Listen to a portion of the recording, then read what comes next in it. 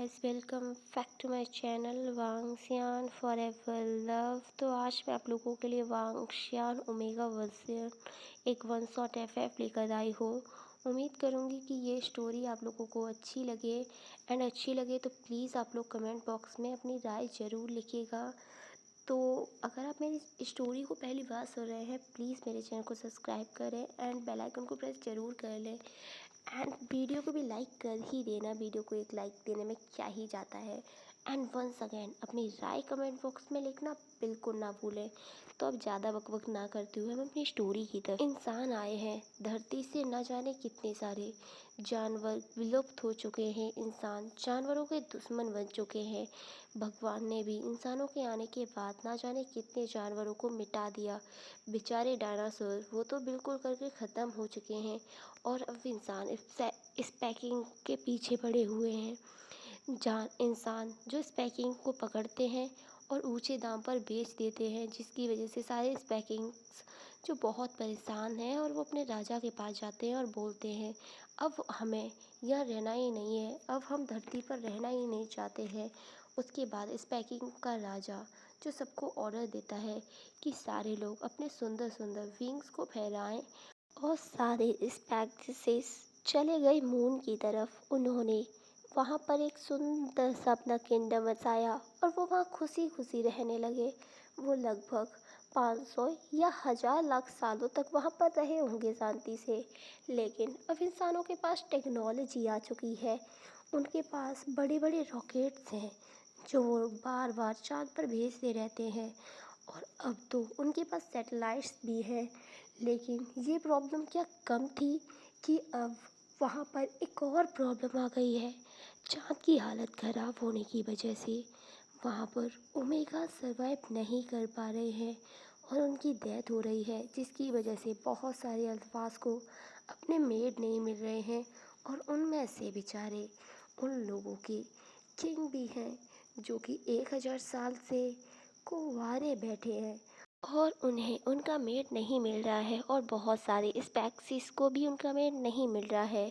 उसके बाद किंग जो डिसाइड करते हैं कि इन सारी प्रॉब्लम्स की जड़ इंसान है, तो अब वो लोग इंसान की पृथ्वी पर जाएंगे और इंसानों को किडनैप कर कर लेकर आएंगे और अपनी आबादी बढ़ाएंगे।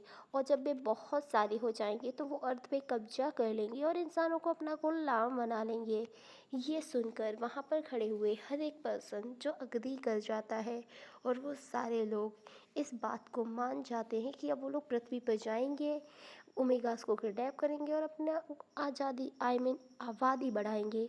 उसके बाद दरबार को मुलतवी कर दिया जाता है और किंग विभूषियान वहाँ से चले जाते हैं। वो अभी अपने इंसानों वाले रूप में थे और वो अपने रूम में जाकर खुद को शीशे में निहारते हुए बोलते हैं, मैं कितना हैंडसम हूँ, मुझसे ज़्यादा हैंडसम कोई भी अल्फा नहीं हो सकता। लेकिन फिर भी 1000 साल से कुंवारा बैठा हूँ, कम मिलेगा मेरा मेड मुझे।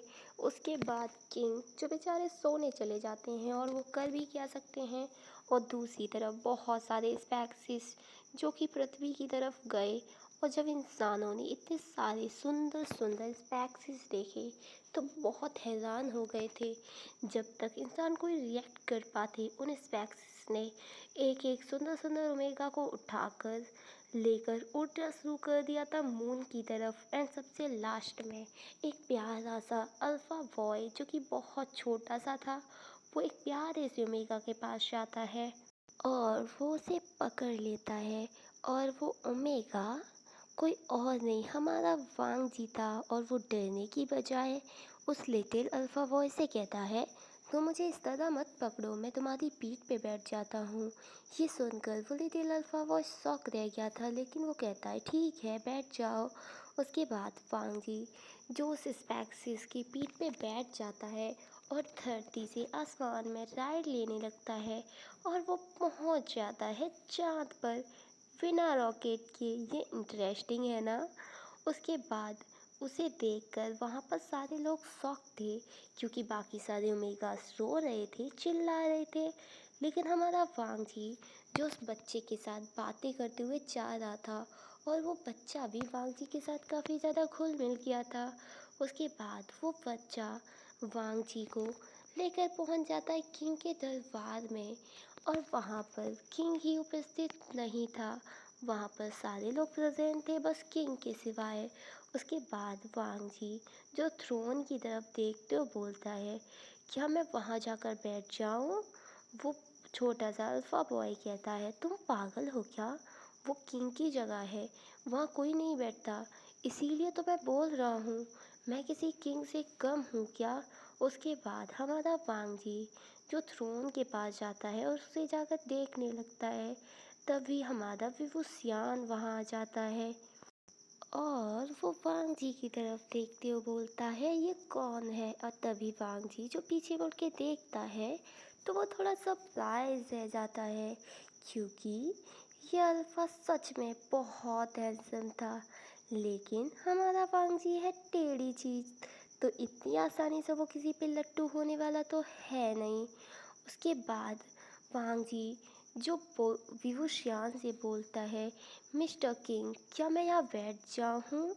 वांग जी की बात सुनकर विंग जो कहता है, ठीक है बैठ जाओ, लेकिन तुम इतने शांत क्यों हो? मैंने बाहर देखा, वहाँ पर सारे ओमेगास रो रहे हैं, चिल्ला रहे हैं, तो क्या सब करें वो मैं भी करूं? नहीं नहीं, ठीक है तुम बैठ जाओ। उसके बाद दरबार में सारे ओमेगास को लाया जाता है और अब सारे स्पैक्सिस जो कि अपने इंसानी रूप में थे और वो अपने अपने ओमेगास को चुन चुके थे। तभी विभूषियान जो कहता है, अब दूसरी टीम जाओ और अपने अपने ओमेगास को चुन कर लाओ। लेकिन तभी वो कहता है, लेकिन किंग मैं आपके बिहाफ पे गया था और जो अभी ओमेगा आपके थ्रोन पे बैठा है मैं उसे आपके लिए पसंद कर कर लाया हूँ। तभी विंग जो कहता है, तुम्हारी पसंद की तो दाद देनी पड़ेगी बच्चे, और ये इसके लिए तुम्हें इनाम मिलना चाहिए। एंड फ्रेंड्स, हो सकता है आपको कन्फ्यूज़न हो, एक्चुअली इसमें विंग और विभूषियान एक ही हैं, तो प्लीज़ आप लोग कन्फ्यूज़ मत होइएगा। तो अब ज़्यादा ना बोलते हुए स्टोरी की तरफ वापस चलते हैं।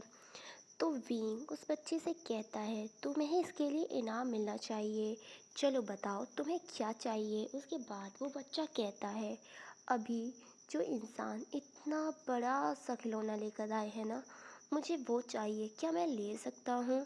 उसके बाद विंग जो बोलता है, उसे रॉकेट कहते हैं, क्या तुमने पढ़ाई नहीं की? इतनी पढ़ाई कर कर के मैं कहाँ जाऊँगा, मैं इंसान थोड़ी ना हूँ।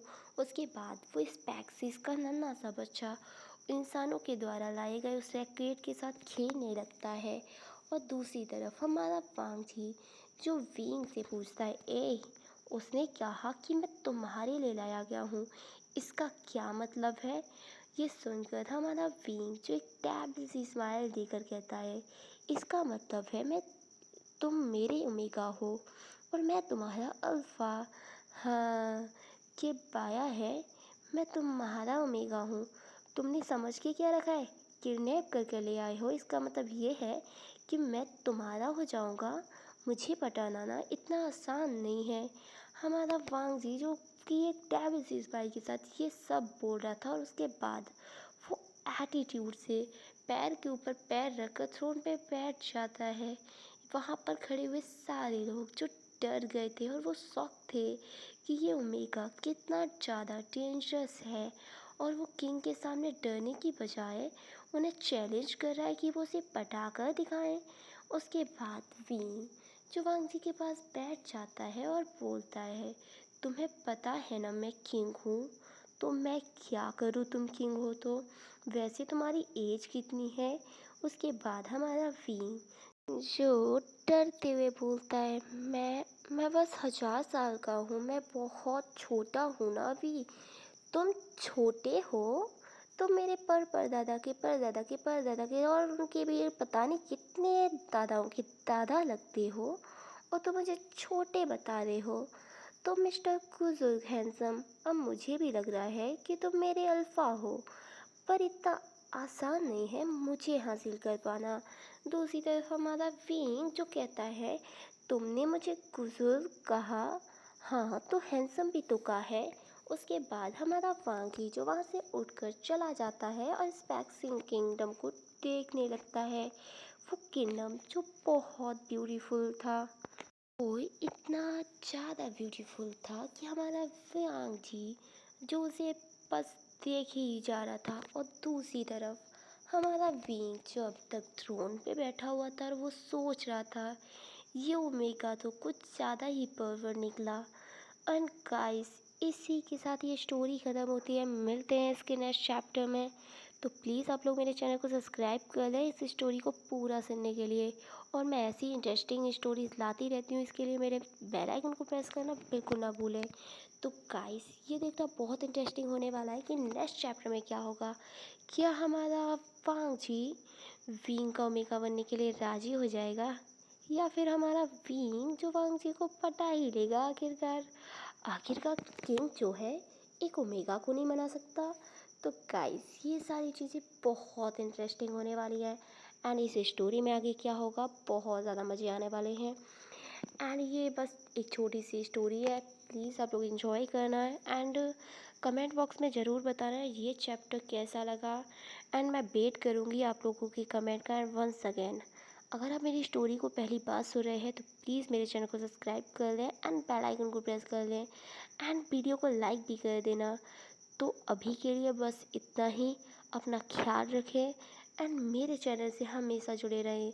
तो good night, take care, bye bye, goodbye. मिलेंगे इसके नेक्स्ट चैप्टर में, तब तक के लिए इंजॉय कीजिए गाइस।